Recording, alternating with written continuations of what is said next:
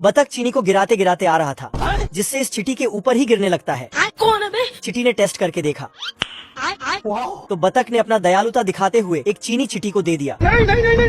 Thank you. और फिर बतख वहाँ से चला जाता है। ठीक है भाई, मैं चलता। ये देखो मेरी हालत कमजोर हो गई। चींटी चीनी को उठा के भागता है। चलो 1 2 3 भागो। बस। साला इतना स्पीड भागता है कि दूसरे चींटियों से टकरा जाता है और चीनी जाके रानी के ऊपर टपक जाती है। खत्म।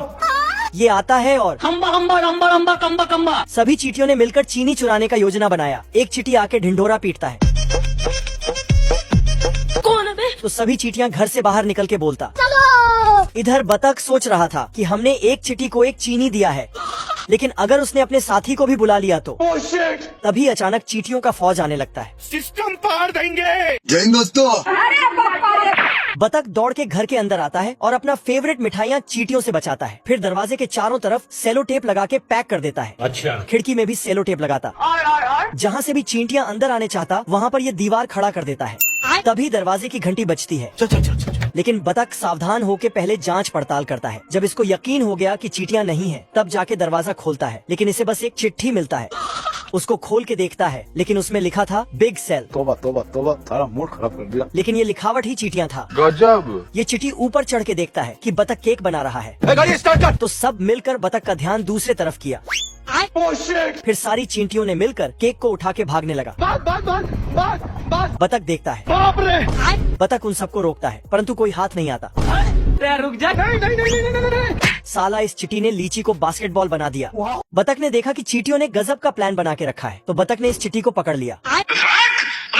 बाप रे। लेकिन जैसे ही मुट्ठी खोलता है तो बतख इस चींटी को बतख का फेवरेट मिठाई वाला मटका दिख जाता है। तो चींटियों ने मिलकर प्लान बनाया और लंबे लंबे पाइप लगाया। बतख यहाँ आता है, तभी एक पाइप निकलता और इसका टोपी उठा के ले जाता है। ये क्या है? टोपी भागते भागते बाहर जाता है। फिर गाना बजाने लगता है। बतख ने एक फटका लगाया, लेकिन चींटियों ने पाइप को लंबा करते करते अपने बिल तक ले गया। फिर मिठाइयाँ का रस अपने बिल में डालने लगता है। उठा के पटकूंगा। बतख ने अपना चालाकी दिखाया और बीचों बीच से पाइप निकाल के भरने लगता है। सारे सैनिक लोग काफी सही तीरंदाज कर रहे थे, कुछ इस प्रकार। फिर से बाप रे। तो अरे बाप रे। एक तरफ था इतिहास के सबसे बड़े सेना बाप रे। और एक तरफ था अकेला खरगोश। सैनिक लोग खरगोश को अकेला देखकर हमला कर देता है। खत्म हो गया मैटर। और दो गोफर भाई मिलकर कुत्ते का हालत खराब कर दिया था। यहाँ कुछ तो गड़बड़ है। पर कुत्ते को घंटा भी पता नहीं था। क्या बोलूं मैं इस पे। तभी एक गोफर नीचे उतरता है इस कुत्ते का बैंड बजाने के लिए। साला कुत्ते के पूंछ में रस्सी कनेक्ट कर देता है और दूसरा गोफर कुत्ते को खींच डालता है। तो कुएं में जा टपकता है। गया। लेकिन अभी भी इसको कुछ पता नहीं चलता।